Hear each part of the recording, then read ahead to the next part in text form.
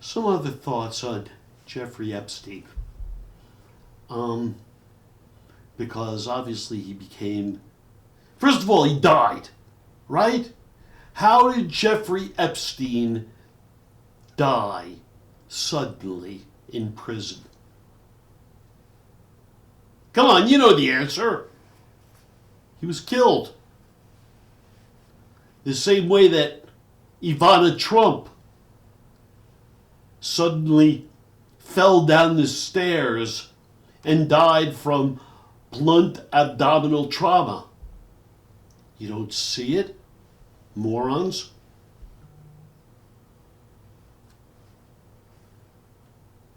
Christopher Steele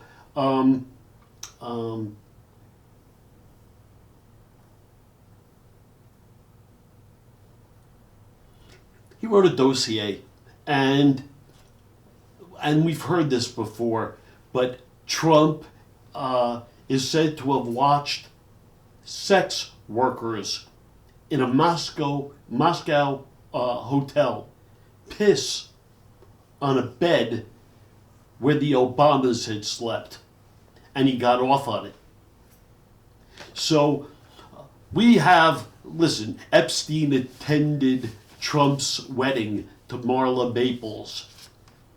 Epstein and Trump were arm in arm. We know the recent thing. He wrote a cartoon in the shape of a naked woman, and he signed his name. That, by the way, there's one thing he's good at doing is signing his fucking name. So he signed his name into pubic hair. And all by itself, who cares, right? Ha ha, that's funny. Except when you look at the whole scheme of things, it's just part and parcel of being a sexual predator. Being absolutely out of control. And when it was really going to come to light, he had Epstein killed. Of course he did.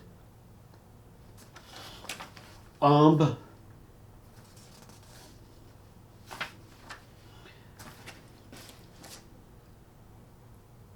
the way, Bill Clinton went to the island too. But Bill Clinton, oh my God. All right. But it begs the question right now, where are the leaders? And I don't have it here, but for example, Nancy Pelosi, go retire, you old bitch. And I've heard stories and read stuff about how you never embraced Kamala doing the party, just great damage. And incidentally, for all of you out here, I hate the party system. I couldn't care less, really. A name. I want good people. Unfortunately, we're in a situation right now where it's so dirty, corrupt, you can only go one way unless you want to lose the United States to a dictatorship, and the Constitution is gone and the United States is no more, which is we're right at the precipice, because he's obviously trying to use the military against opposition right here. But remember Al Gore? Remember him hanging Chads? Remember Al Gore? But they got him rich, giving him Google stock. Remember, he was getting into the internet and stats, and so they gave him Google stock. And guess what? Short shrifty, divorce tipper, and you never hear from him. Even Obama, Netflix deals, whatever that's going on. And yeah, little tidbits, but no leadership, no real action. Clinton's gone, and right, wrong, or indifferent, but no one really wants to hear from Hillary, even though she was a wonderful stateswoman. They've made a mockery of her.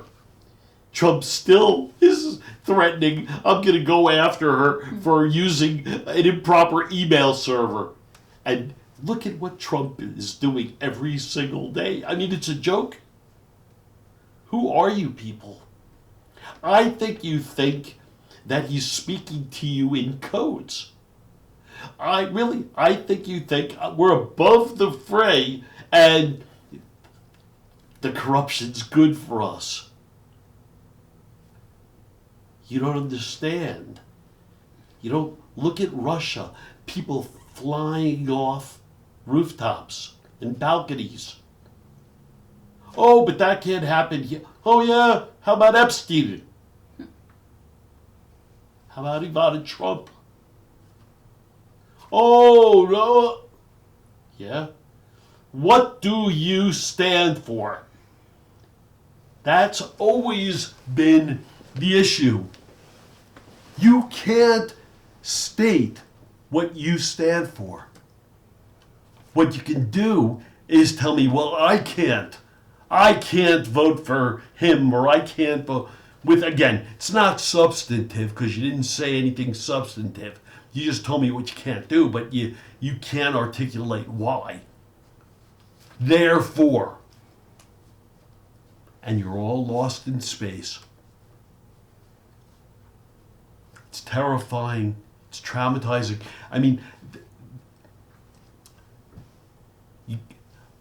this is great. We're turning the nation into anti-vaxxers. We're turning them into idiots. They know sports and betting and how to use the iPhone and little else. They know music, big stars' names, but you don't know old music. You don't listen. Nothing old, no history. This is Hal Mintz and Raquel. Thumbs up, feet up. Thanks.